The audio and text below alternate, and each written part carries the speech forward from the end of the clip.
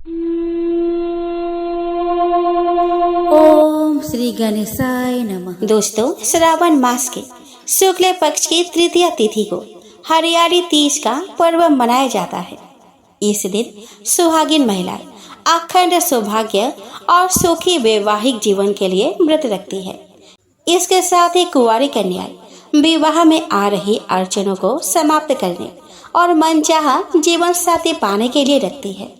बता दें कि साल में कुल 3 तीज पड़ती है, जो क्रमशः हरियाली, कजरी और हरितालिका तीज होती है। सावन माह में पड़ने वाली तीज को हरियाली तीज कहते हैं। इस दिन महिलाएं मेहंदी लगाने से लेकर हरे रंग की चूड़ियां और कपड़े पहनती है।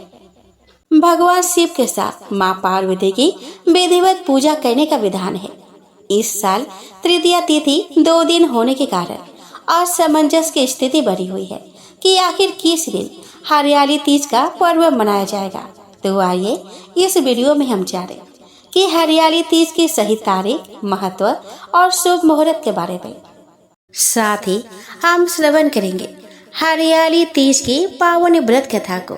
तो चलिए दोस्तों, आज के वीडियो का शुरुआत करें। दोस्तों, हिंदू धर्म में हरियाली तीज का विशेष महत्व है।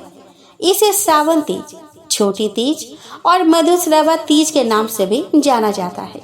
इस पर्व को भगवान शिव और माता पार्वती के मिलन का प्रतीक माना जाता है।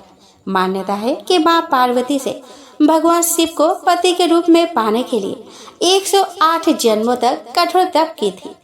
इसके बाद इसी दिन भगवान शिव मां पार्वती के साथ विवाह करने के लिए तैयार हुए थे। इस दिन भगवान शिव और माता पार्वती की विधिवत पूजा करने से कई गुना अधिक फल की प्राप्ति होती है।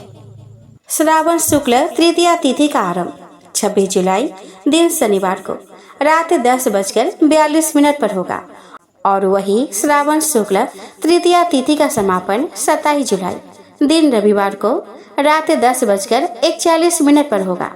उदया तिथि के आधार पर इस बार हरियाली तीज 27 जुलाई 2025 दिन रविवार को मनाया जाएगा। इस बार हरियाली तीज पर 2 शुभ योग बन रहे हैं। 27 जुलाई को रवि योग शाम 4:23 से 28 जुलाई को सुबह 5:49 तक है और उसके बाद बरियान योग 28 जुलाई को सुबह 3:13 तक है।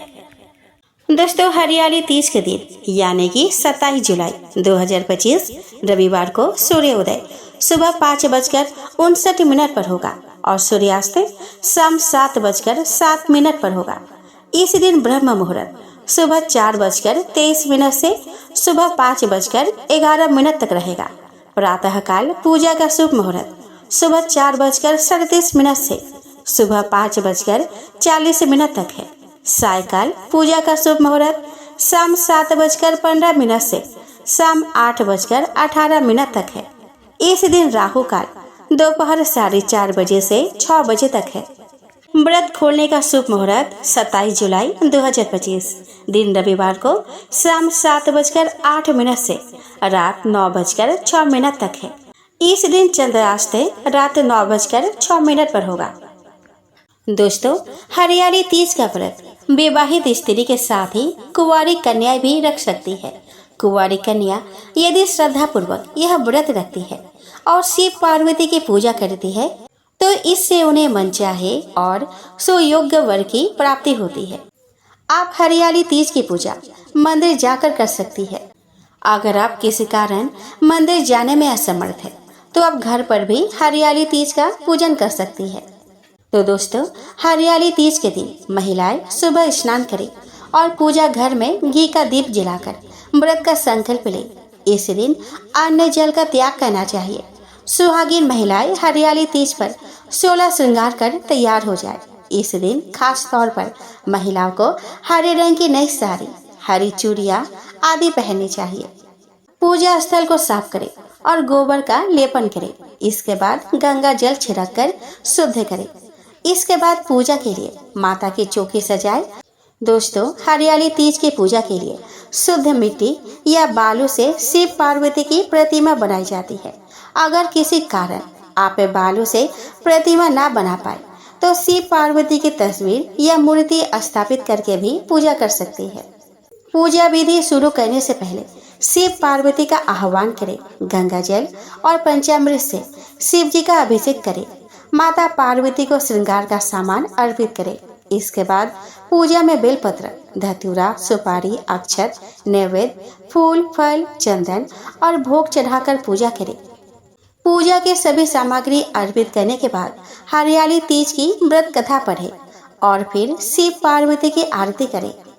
पूजा हो जाने के बाद अगले दिन मिट्टी या बालू से बने प्रतिमा और पूजन सामग्री को नदी में प्रवाहित कर दे। आइए दोस्तों, अब हम श्रवण करें हरियाली तीज की पावन व्रत कथा को। दोस्तों, ब्रह्मा जी के पुत्र दक्ष प्रजापति की पत्नी प्रसूति थी। प्रसूति ने सुंदर नेत्रों वाली 16 कन्याओं को जन्म दिया। दक्ष प्रजापति ने उनमें से 13 कन्याएं धर्म को, एक अग्नि को, एक समस्त पितृगण को और एक संसार का संहार करने वाले भगवान शंकर को दी थी। उसका नाम सती था। महादेव जी की पत्नी सती थी। उन्हें कोई पुत्र या कन्या नहीं हुई, क्योंकि सती के पिता दक्ष ने शिव के प्रति सदैव प्रतिकूल आचरण किया था। इसीलिए सती ने युवा अवस्था में ही क्रोधित होकर दक्ष के यज्ञ में अग्निदाह से अपनी जान दे दी थी, जिसका भगवान शंकर को बड़ा शोक हुआ था। भगवान शंकर सती के वियोग में उनके मृत शरीर को उठाए इधर उधर भटकते रहते थे। तब विष्णु ने उनका मोह समाप्त करने के लिए सती के शरीर को अपने चक्र से काट काट कर धरती पर गिराया था। विदुर जी ने पूछा कि विप्रवर प्रजापति दक्ष तो अपने कन्याओं से बड़ा स्नेह रखते थे, फिर उन्होंने अपने कन्या सती के प्रति और भगवान महादेव के प्रति द्वेष भाव क्यों रखा? भगवान महादेव तो इस जगत के परम आराध्य देव है, फिर भला उनसे कोई बैर क्यों रखेगा? श्री मैत्रेय जी ने कहा कि विदुर जी, एक बार दक्ष प्रजापति ने एक बड़ा यज्ञ किया था। उस यज्ञ में बड़े बड़े ऋषि मुनि, देवगण, अग्नि, वायु और इंद्र आदि एकत्र हुए थे। उसी समय सभा में सूर्य के समान अति तेजस्विता के अहंकार में भरा हुआ दक्ष प्रजापति राजसी वस्त्रों में वहां पे आए। उसे देखकर ब्रह्मा जी और महादेव जी के अलावा सभी लोग उसके आदर सत्कार के लिए उठ खड़े हुए। सभी ने दक्ष प्रजापति को नमन किया, पर ब्रह्मा जी और भगवान शंकर ने उसे नमन तक नहीं किया। वे अपने स्थान पर ही बैठे रहे। दक्ष प्रजापति अपने पिता ब्रह्मा जी का बड़ा सम्मान करता था, परंतु जैसे ही उसकी दृष्टि महादेव पर पड़ी, उसके मन में रोष उत्पन्न हो गया। सभी से सम्मान प्राप्त कर वह अपने आसन पर बैठ गया। महादेव का उसे नमन तक न करना खल गया। उसने कहा कि सभी देवगण और ब्रह्म ऋषिगण मेरी बात सुने। यह निर्लज महादेव समस्त लोकपालों के पवित्र कीर्ति को धूल में मिला रहा है। इसने मेरी कन्या से विवाह किया है, इसलिए यह मेरे पुत्र के समान है, फिर भी इसने मेरा सम्मान नहीं किया। इसे सत्य पुरुषों का शिष्टाचार तक नहीं आता। इसने मेरे सम्मान में उठना तो दूर, मुझे प्रणाम तक नहीं किया। यह सदा अपवित्र रहता है और बड़ा घमंडी है। यह शमशान में नग्न धरंग घूमता रहता है। चीता की भस्म अपने शरीर में लपेटे रहता है। नर मुंडों की माला और अपवित्र हड्डियों को गले में डाले रखता है। यह नाम का ही शिव है, वास्तव में यह पूरा अशिव वो अमंगलकारी नर पिशाच है। पता नहीं कैसे मैंने पिताश्री ब्रह्मा जी के बहकावे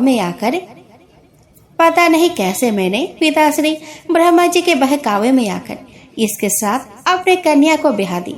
मुझे इस बात का बड़ा दुख है। श्री मैत्रेय जी बोले कि विदुर जी, इस प्रकार दक्ष ने महादेव जी को बहुत बुरा भला कहा, तथापि उन्होंने इसका कोई प्रतिकार नहीं किया। वे निश्चल भाव से बैठे रहे। इससे दक्ष का क्रोध और भी बढ़ गया। वह जल हाथ में लेकर शिव को श्राप देने के लिए तैयार हो गया। उसने कहा कि यह महादेव देवताओं में बड़ा अधम है।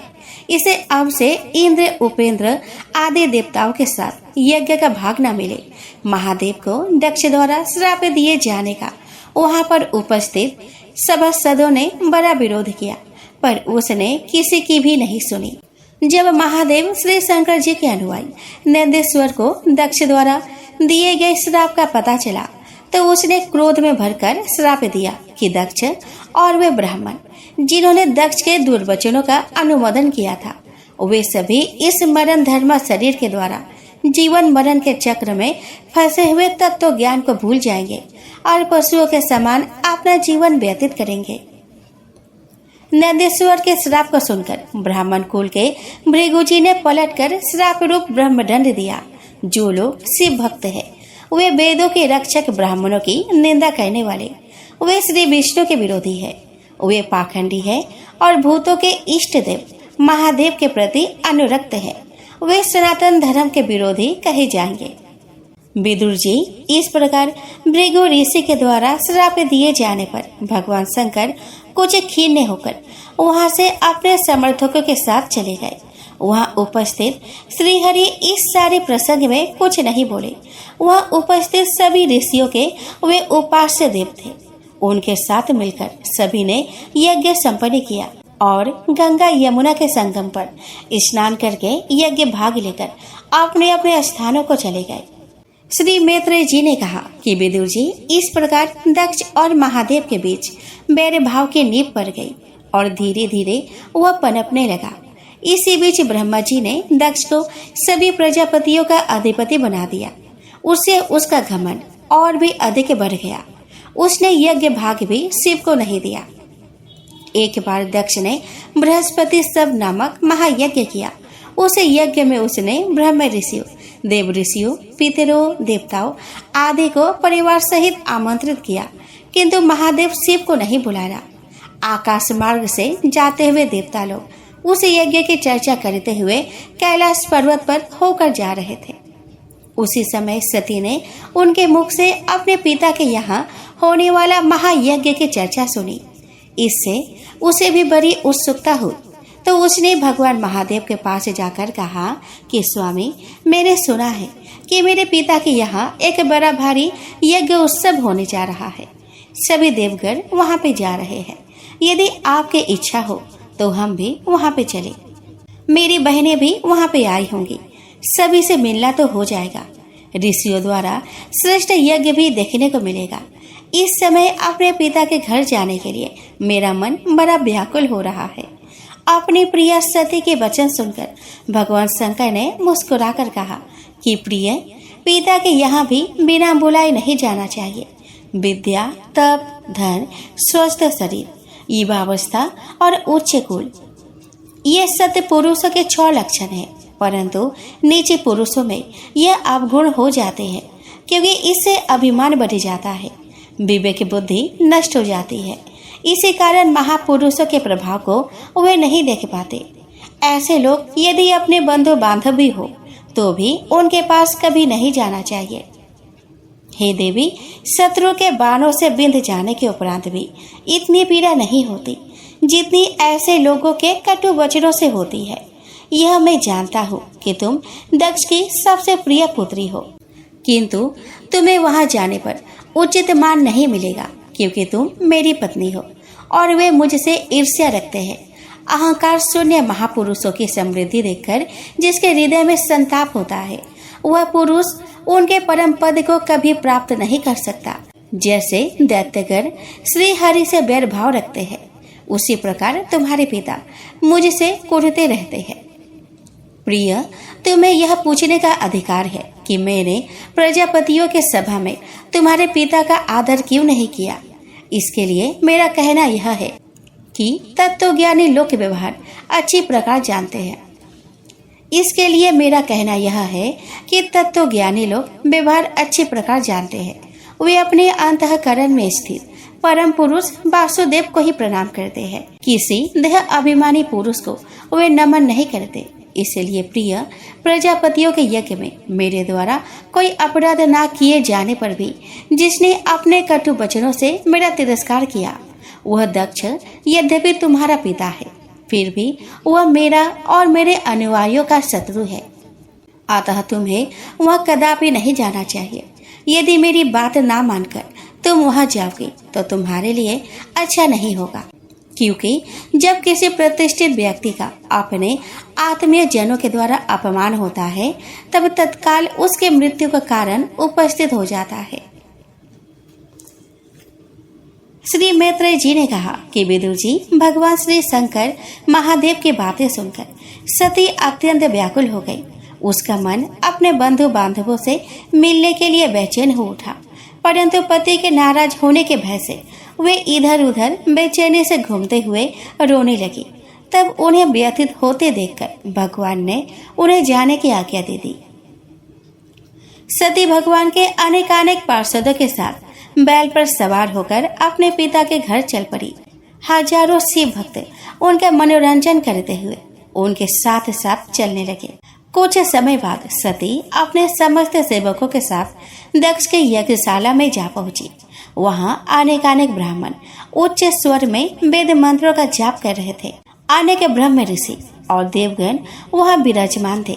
वहां पहुंचने पर सती के पिता ने एक बार उनकी ओर देखकर अवहेलना से मुंह फेर लिया। सती के माता और बहनों के अतिरिक्त किसी ने भी उनका सत्कार नहीं किया। इससे सती का मन आहत हो उठा। उन्होंने अपने माता और बहनों के द्वारा दिए गए उपहारों को भी स्वीकार नहीं किया। वे चुपचाप कुछ देर यज्ञशाला में खड़ी रही।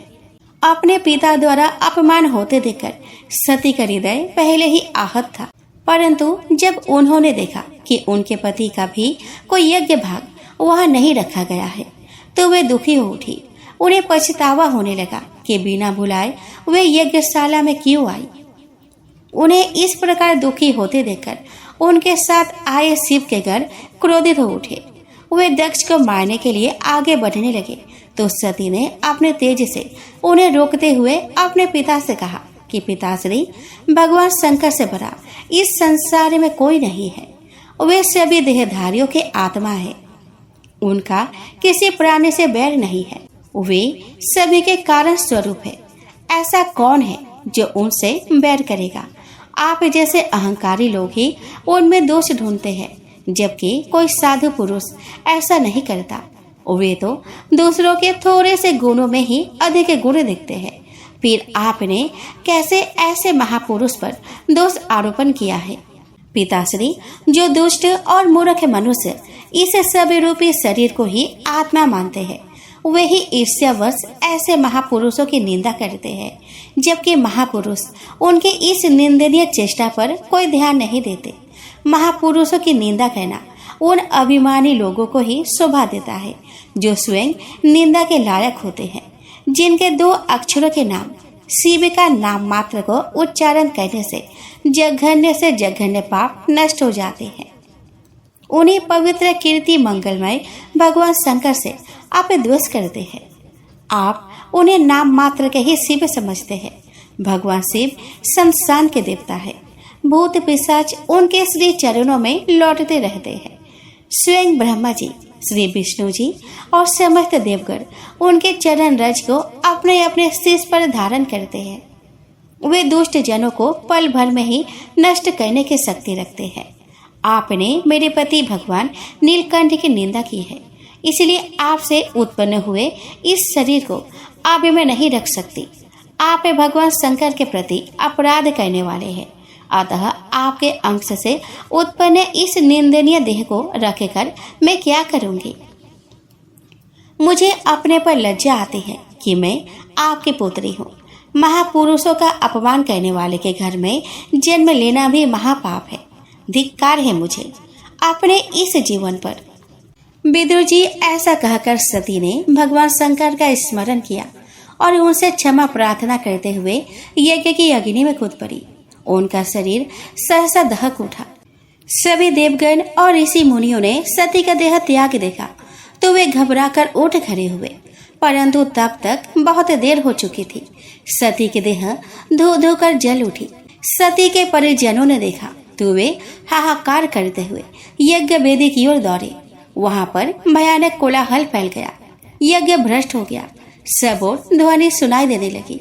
हाय, दक्ष के दुर्व्यवहार से कुपित होकर देव आदिदेव महादेव के प्रिय सती ने यज्ञ कुंड में कूदकर अपने प्राण त्याग दिए।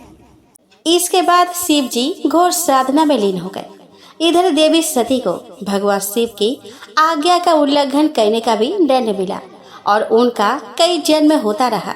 इस तरह देवी सती ने 108 जन्म लिए। 107 जन्म तक वह भगवान शिव को पुनः पति के रूप में पाने के लिए तपस्या करती रही। 108वें जन्म में देवी सती का हिमालय की पुत्री पार्वती के रूप में जन्म हुआ। इस जन्म में देवी पार्वती ने भगवान शिव को पति के रूप में पाने के लिए सावन में मृत्तिका से शिवलिंग का निर्माण करके भक्ति भाव से शिव जी की पूजन की और तपस्या में लीन हो गए। देवी पार्वती की तपस्या से अंत में प्रसन्न होकर हरियाली तीज पर भगवान शिव प्रकट हुए और देवी पार्वती को वरदान दिया कि तुम मेरी अर्धांगिनी बनोगी। इस तरह हरियाली तीज के दिन देवी पार्वती को भगवान शिव से मन के अनुकूल वर प्राप्ति का वरदान मिला। इसके बाद भगवान शिव ने देवी पार्वती के आग्रह पर कहा कि जो भी कुंवारी कन्याएं हरियाली तीज का व्रत करके भगवान शिव और देवी पार्वती की पूजा करेगी उसे कामना के अनुसार सुयोग्य पति की प्राप्ति होगी और जो सुहागिन महिला हरियाली तीज का व्रत करेगी उनका वैवाहिक जीवन प्रेम और सुख से भरा रहेगा।